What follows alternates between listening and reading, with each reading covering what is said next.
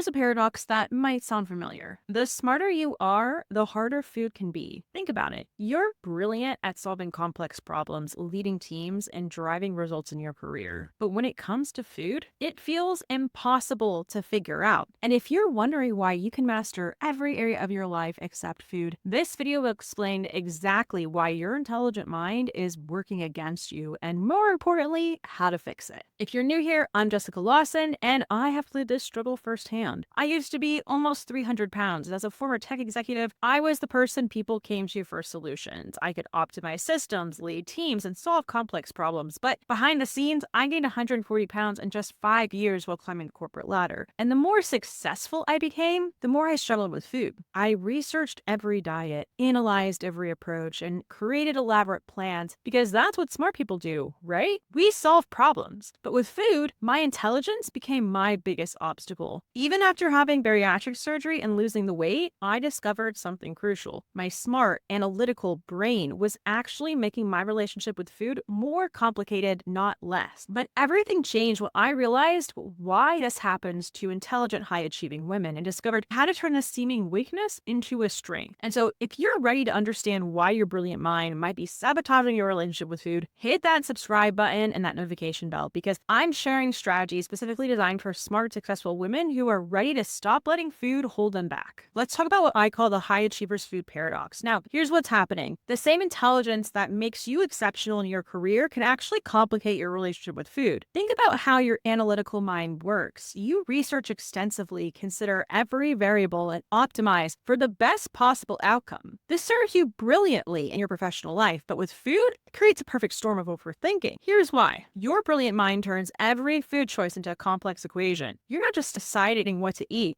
You're analyzing nutrients, timing, energy, impact, long-term consequences, and a dozen other variables. Every meal becomes a mental chess game, and this is exactly why traditional approaches fail for smart people like you. Basic meal plans and simple rules do not satisfy your need to understand the why behind everything, and generic advice like just eat when you're hungry feels oversimplified to your analytical brain. If you're nodding your head right now, if you ever thought, why can't I figure this out when I'm so smart in every other area, you're not alone. And more importantly, there's nothing wrong with you. Your intelligence isn't the problem. You've been trying to solve the puzzle with the wrong approach. Let's break this down into 3 major traps that smart people fall into with food that I see over and over. I call these the intelligence traps, and understanding them is crucial to breaking free from them. The first trap is what I call overanalysis paralysis. Sound familiar? You research every diet, read every study, and constantly seek the perfect plan. You have 50 tabs open about nutrition. You've read every scientific paper on metabolism, and yet you're stuck. Why? Because you're trapped in analysis instead of action. Your brilliant mind is so busy seeking the perfect solution that it prevents you from taking any action at all. The second trap is the knowledge action gap. This is where your intelligence actually works against you. You know everything about nutrition, macros, timing, meal composition, but this vast knowledge creates a new problem. With so much information, every food decision becomes overwhelming. Should you focus on protein timing, blood sugar regulation, circadian rhythm optimization? You know too much, and it's paralyzing you. The third trap is what I call the achievement mindset backfire. This is where you apply the same strategies that made you successful in your career to food. You try to optimize every meal, control every variable, and create the perfect plan, but food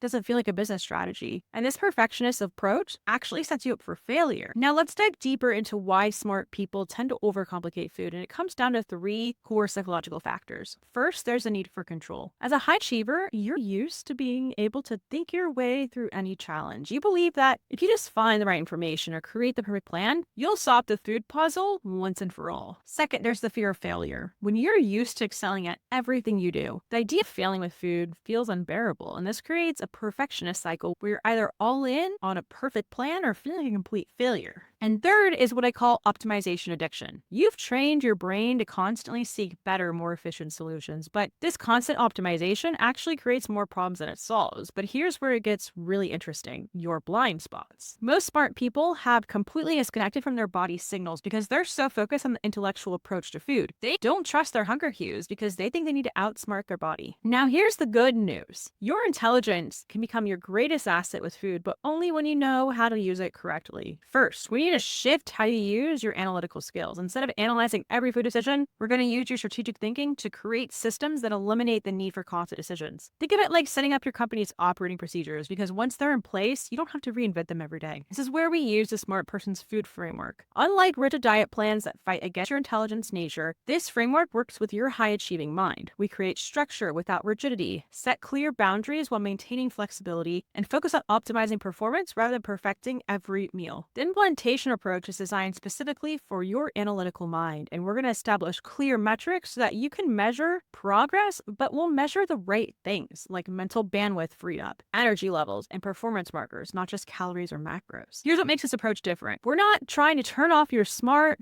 analytical brain. We're just redirecting. Instead of using your intelligence to complicate food, we'll use it to create elegant solutions that simplify your relationship with food. The key is creating what I call strategic simplicity. This means setting up systems that satisfy your need for optimization while preventing the overthinking that's been holding you back. So now let me give you the exact steps to start transforming your relationship with food from complicated to confident. Your first step is what I call the intelligence redirect. Instead of using your analytical mind to research more nutrition information, use it to observe your current patterns. Notice when you're falling into the over-analysis trap, when you're getting lost in the details, and when you're trying to optimize rather than simplify. Second, we need to address the common pitfalls that trip up smart people like you. The biggest one: trying to create the perfect plan before taking any action. Remember, your brilliant mind will always find more variables to analyze, and the key is starting with strategic simplicity. And here's the crucial mindset shift that you need to make: start seeing your intelligence as a tool to create systems, not solve daily food dilemmas. Think of it like coding. You want to write the program once, not recalculate every variable every time. Think about what's possible when you stop letting food be the one area where your intelligence works against you. Imagine channeling all that mental energy currently spent on food decisions into your career, your relationships, your goals. You've already proven that you have the intelligence to excel in your career. Now it's time to use that same brilliance to transform your relationship with food, but in the right way. And if you're ready to stop letting food be the exception to your success, here's your next step: book a food freedom strategy session with me. And during this session, we're going to map out your specific intelligence traps, create a clear plan to redirect your analytical strengths, and determine if my coaching program is the right fit for your goals. But I want to be clear, this is not